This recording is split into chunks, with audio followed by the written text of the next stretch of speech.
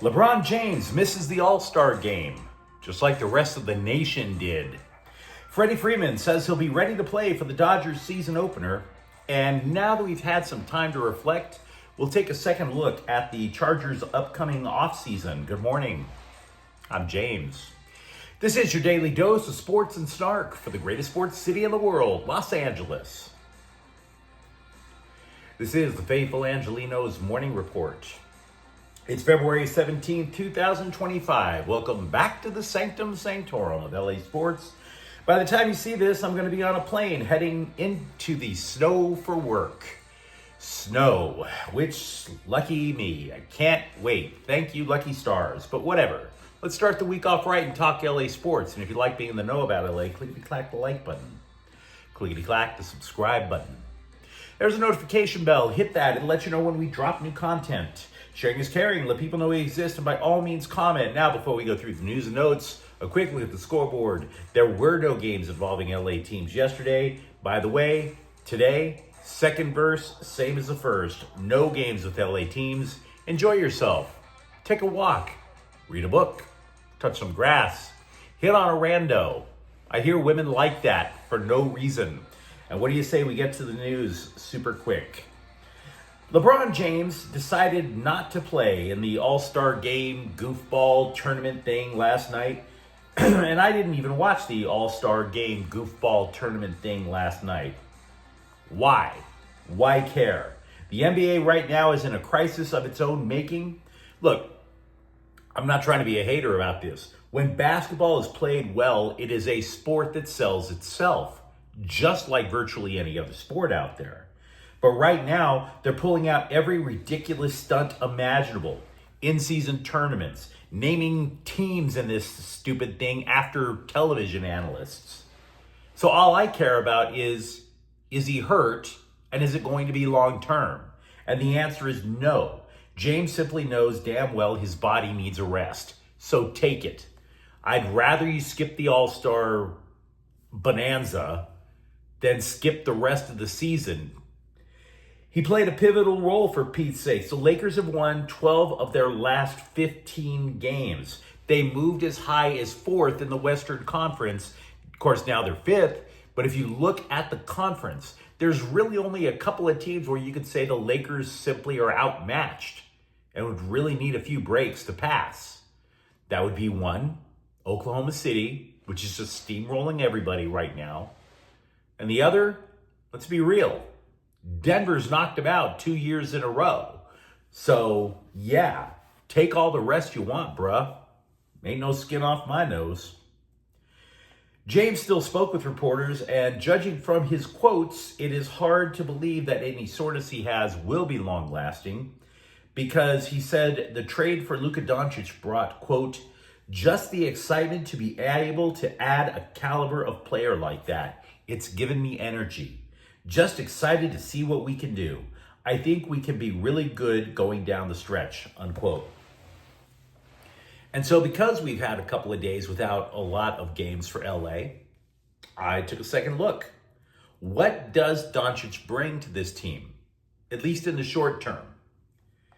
Well, I've rewatched both Lakers games that Doncic has played in, and to the surprise of nobody, he's playing the exact same game LeBron James has played for decades. He looks for a mismatch in the pick and roll. He's like, oh, I can take that guy. Then he summons over his teammate who has that defender, pick and roll, the defense switches, open shot. James and Anthony Davis has been doing the same damn thing for years. Only Anthony Davis isn't there anymore. So here's the ish. I don't imagine it working long-term with James. Neither one of them are a center, so you don't get that crazy big little mismatch.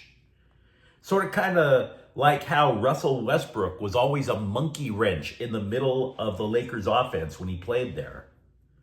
So, it is incumbent upon Doncic to learn JJ Redick's playbook as fast as he can. Once he has that down, and he's perfect, and there's no... Look, the people of Dallas will tell you, he wasn't always creating. He did follow plays.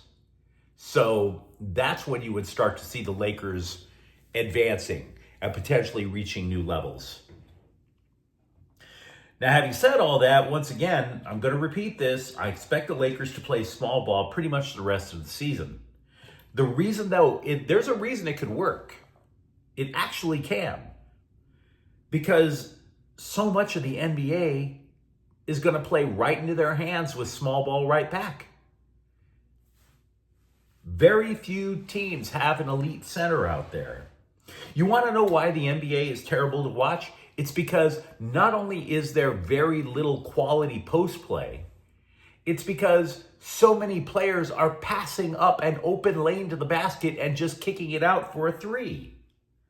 So the Lakers, that plays into their hands. Why? Because they have three decent outside shooters in Doncic, James, and Austin Reeves. And they have three guys who can play pretty damn good perimeter defense in Dorian Finney-Smith, Jared Vanderbilt, and Gabe Vincent. Perfect team? Absolutely not. Do I expect them to hoist banner number 18th? Absolutely not. Love it if they did. I wouldn't put money on it. But it wouldn't surprise me, once again, move up into the standings, get at least one home court advantage in one round of the playoffs. Then when you meet Denver and OKC, that's when you start hitting your knees and praying to whatever God you believe in. Freddie Freeman is still not allowed to run or swing a bat in spring training. This is the consequence of the ankle surgery that he underwent in December. However, he said he is, quote, perfectly on track to play when the Dodgers open the season against Chicago in Japan about a month from now. Against Chicago in Japan. Meanwhile, commissioners in every sport have become annoying little micromanagers, right? I mean, look at the NFL kickoff if you want confirmation of that. But one of baseball commissioners, Rob Manfred's many pointless changes is to regulate, and I would say over-regulate, roster construction. You have to have X number of position players and Y number of pitchers. So for the Dodgers, where does Shohei Ohtani fit? Well, proving once again that Ohtani is one of one, Major League Baseball has qualified him for special two-way status, meaning even though he will pitch, he's not going to qualify as a pitcher, which is amazing because he didn't pitch at all last year. You could easily make the argument that he's a hitter who pitches in his spare time just for kicks. We've been talking at length over the last few weeks about how amazeballs the Dodgers farm system is, right? But having said that, it's going to be damn near impossible for a prospect to crack this lineup this year. Maybe Dalton Rushing gets some spot starts. Maybe. Now, The Athletic has wondered how long this is going to be the case. And then they figured out, just by looking at the old calendar, that the best case scenario for the prospects to get a shot, more than one prospect to get a shot, 2027.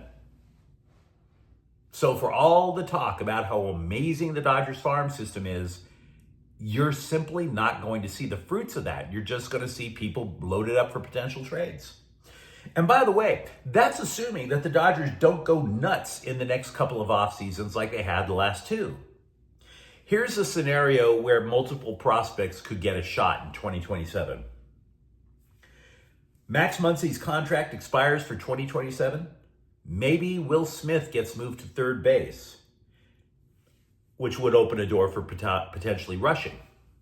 If not, if Will Smith stays behind the plate, maybe prospect Alex Freeland, currently ranked 72nd among baseball prospects, gets a shot over at third. And by the way, also in 2027, Mookie Betts would be 34 years old. Asking him to play shortstop would be a lot. That would be a lot. So theoretically, you shift him back over to second, and Ha-Seong Kim slides in to play short.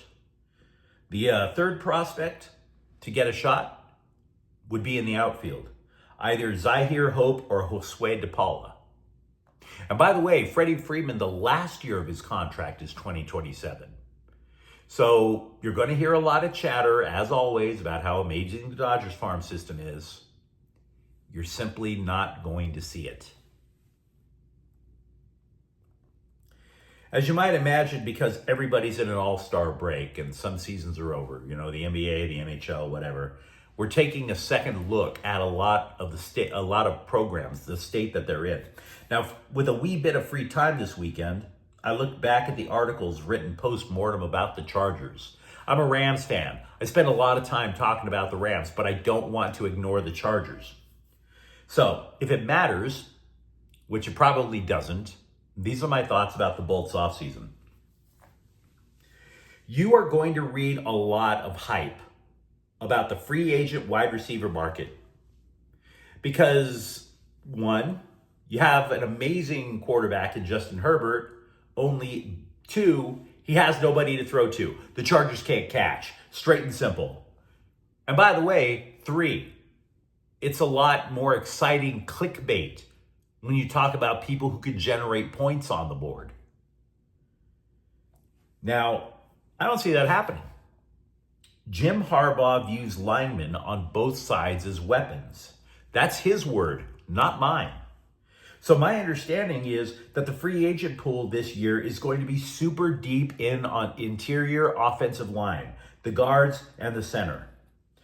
If you remember the Bolts getting blasted by the Houston Texans, that's where they got exposed. The Chargers' tackles are set. The Texans had great defensive ends, so they stunted those defensive ends on the inside and just overwhelmed the guards and tackle. Now look, they're simply not going to fire offensive coordinator Greg Roman, and I haven't heard a single word that suggests that they would. Roman and Harbaugh want to run the ball, and then Harbaugh wants to stop the run. So how does that translate? The Chargers offseason, in my opinion, re-sign defensive tackle Poona Ford at all costs. Because that guy just was a one-man solution to all of the Chargers' run defense problems. Then sign at least one interior offensive lineman, possibly two. The only guy that I would absolutely say has a shot at staying for next year would be guard Zion Johnson. And then you go and you use your draft picks to go get wide receivers, cornerbacks, and the like. It's exactly what the Chargers did last offseason. And it wasn't exactly a sexy offseason, but you know what happened? They more than doubled their wins from 5 to 11 and got back into the playoffs. And by the way, the Chargers did that effectively without any cap space. Now they do have cap space.